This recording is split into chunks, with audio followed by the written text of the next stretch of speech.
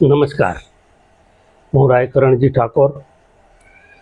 કળિયુગ કથાના એપિસોડમાં, કળિયુગ કથાના ભાગ 2માં આપણે આજે પ્રવેશી ચૂક્યા છીએ.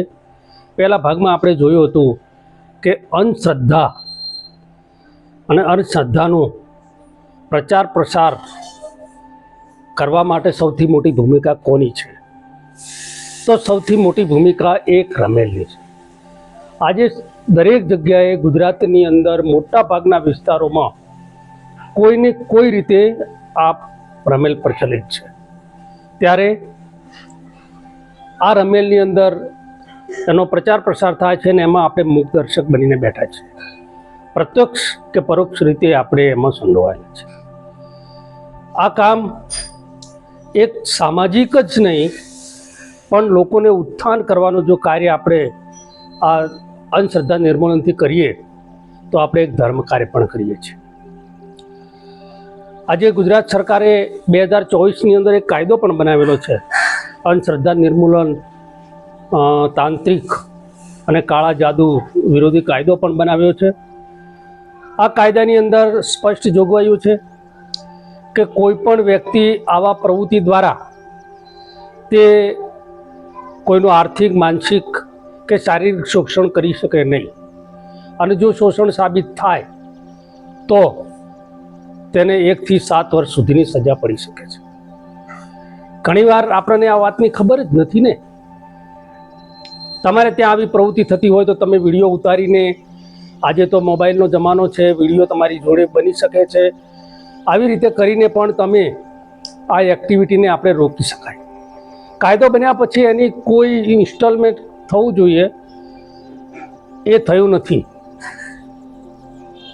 કાયદો બને છે પણ તે કાયદામાં કેટલું અમલીકરણ થાય છે તે આપણે જોવાનું હોય. પ્રજા એનો અવાજ ઉઠાવી અને કાયદો બનાવ્યો છે તો એ કાયદાનું અમલીકરણ કરવા માટે આપણે જાગવું પડશે ને.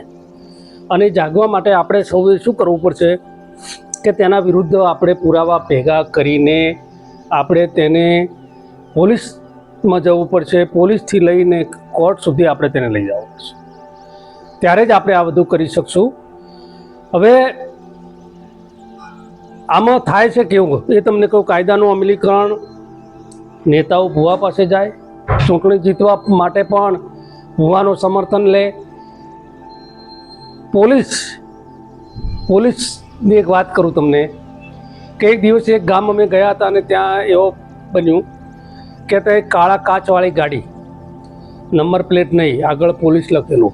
અમે પોલીસ કોઈ કાયદાનું પાલન તો કરતી જ નથી. તમારા મારા માટે કોઈ નંબર પ્લેટ ના હોય, બાઇકની કોઈ નંબર પ્લેટ ના હોય, તમારું હેલ્મેટ ના હોય તો ચાલાન કાટે, તમારી પાસેથી દંડ લે કે જે પણ પ્રમાણે તમને દંડિત કરવા પડે એમ કરે. પરંતુ તેને કોઈ કાયદો નડતો જ નથી. આજ મોટા ભાગના જો કાયદો તોડતા હોય તો કાયદાના રક્ષકો કાયદો તોડે છે, અને એ દરેક વ્યક્તિને ખબર છે, નિર્વિવાદિત છે. ત્યારે અમે ત્યાં ગયા, ગાડી પડી હતી એટલે મેં એક ભાઈને પૂછ્યું કે પોલીસની ગાડી અહીં કેમ પડી છે? તો કે એક ભૂવો છે અને એની બાધા રાખેલી છે, દર પોચમ ભરવા માટે આ લોકો આવે છે. વિચાર કરો, હવે તમે એ જ પોલીસ સ્ટેશનની અંદર એ જ ભૂવા વિરુદ્ધ ફરિયાદ કરો તો કોણ સાંભળે? એટલે આજે પરિસ્થિતિ આપણા માટે ખૂબ વિકટ અને વિષમ છે, અને એવી વિષમ પરિસ્થિતિની અંદર આજે આપણે આ વિષય લઈને આવ્યા છીએ. કોઈ સમર્થન નહીં કરે, તમારે એકલાને જ લડવું પડે, અને અમે લડવા નીકળીએ ને ત્યારે એકલા જ હોય. એટલે એની બહુ ચિંતા નહીં કરતા. પણ તમને એક કિસ્સો હું તમને કહું.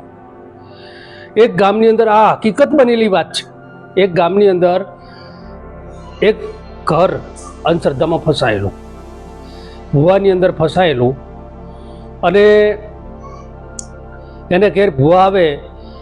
એક 7-8 વર્ષનું બાળક, અને બાળક 3જા 4થામાં ભણે. હવે બાળકને ધૂણવા માટે બેસાડ્યું અને બાળક બધા ધૂણતા હતા એમ જોઈને ધૂણવા શીખી ગયું. હવે બન્યું એવું કે એ સ્કૂલમાં જાય અને સ્કૂલમાં છોકરાઓ રમતા હોય, બીજું હોય, અને છોકરાઓ સતાવે તો પછી એ બાળક વર્ગની અંદર ધૂણવા લાગે, અને વર્ગની ધૂણવા લાગે એટલે શિક્ષકો એને શાંત કરે, ન થાય તો ઘેર મૂકી આવે અને બધાને ડિસ્ટર્બ કરે. ત્યારે મને ખૂબ દુઃખ થયું. આ વાત મેં સાંભળી. મેં જાહેર પ્રવચનની અંદર એક જગ્યાએ મેં વાત કરી હતી કે આ ભુવા અને જે આ ઇલીગલ પ્રવૃત્તિ કરે છે ને તેમની સામે પોક્સોની કલમો દાખલ થવી જોઈએ. આ એનું ભવિષ્ય ખરાબ કરી રહ્યા છે. આવા જે પણ ભુવાએ આ પ્રવૃત્તિ કરી હોય અને બાળકનું ભવિષ્ય શું થશે વિચાર કરો. ત્યારે આ વિશે આપણે બોલવાની ખૂબ જરૂર છે, કારણ કે જો નહીં બોલીએ ને તો ક્યાંનું ક્યાં જશે અને એના પાપના ભાગીદાર આપણે પણ થશું. મને એક વાતની હમણાં એક તકલીફ થઈ અને એટલે મારે તમને આજે એક વાત કહેવી છે. એક ગામનો કિસ્સો, 6-7 વર્ષનો 8 વર્ષનો બાળક અને કુટુંબના લોકોએ, એમના ઘરના લોકોએ એક બાળકને ધોળતો શીખડાયો. રેવાભાઈ, ધોળતો શીખડાયો. હવે સ્કૂલમાં જાય, બીજા ત્રીજા ધોરણમાં ભણે અને ભણે ને એટલે કોઈ છોકરો સતાવે, કોઈ છોકરો કશું કરે એટલે વર્ગમાં ધોળવાનું ચાલુ કરી નાખે.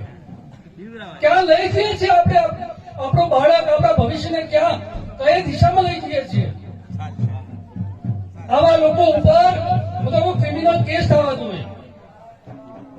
આ રેવાભાઈ બધા બેઠા છે, મારે તેમ કહ્યું પોક્સોની અંદર એક કલમ દાખલ કરો કે આવા ચાઇલ્ડ મેન્ટલી સેક્સ્યુઅલ માટે એક કાયદો હોવો જોઈએ કે આવા લોકો, આવા બાળકોને આવા પ્રયત્નો કરી એના ઉપર કેસ ચાલવો જોઈએ. મિત્રો, આ દુઃખ થાય છે એટલે આ વાત કરું છું. તમને એક વાત કરું. એક છોકરો ખૂબ હોશિયાર, અને એ છોકરો એટલી મહેનત કરી અને નોકરી મેળવી.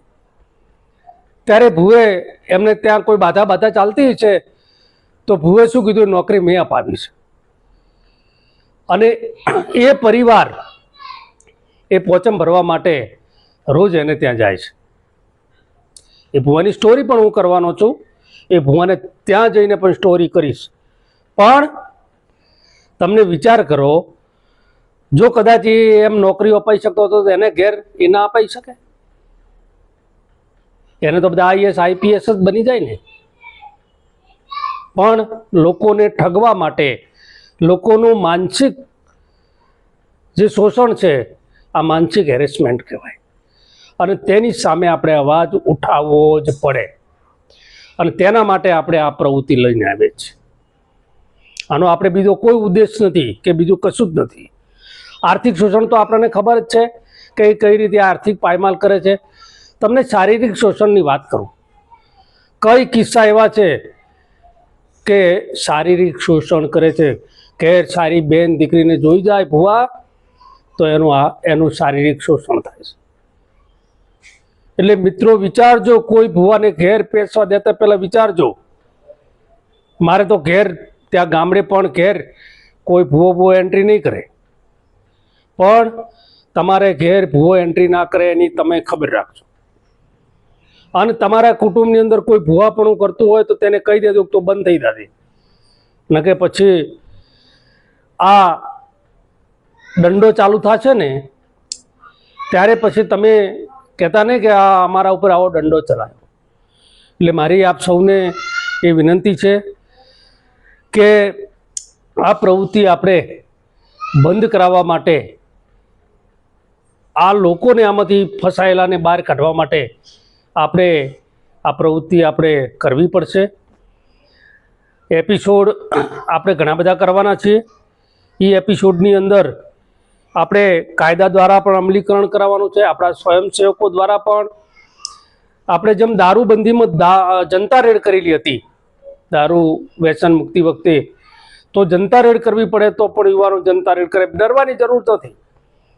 અને આવા યુવાનોને હું વિનંતી કરું છું કે આવો આપણે શિબિર કરીએ અને તમારા અંદર રેલી ડર, દરેક યુવાનની અંદર કદાચ ડર હોય, દરેકનો ડર કાઢવાનો છે.